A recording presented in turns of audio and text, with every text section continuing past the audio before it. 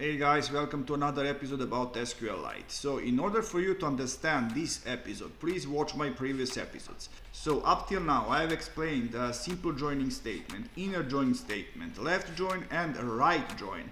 So what is the point? If you have two tables that you have to connect based on some reference value, and some of those values are present in one table but not in another table, different joining statements are going to behave in different ways. So simple joining statement and inner join statement are going to eliminate those missed values.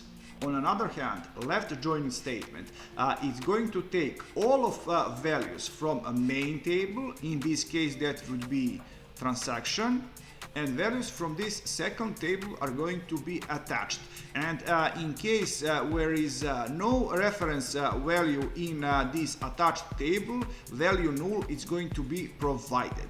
But in case of right join, completely opposite is going to happen. So every single value is going to be printed from this attached table, and from a main table values are going to be attached to cashier table. And if there is no match, only null value is going to be provided. But now we have another case. We have full join. Now completely doesn't matter which table it's main table and which table it's attached table. If there is a match, value is going to be printed.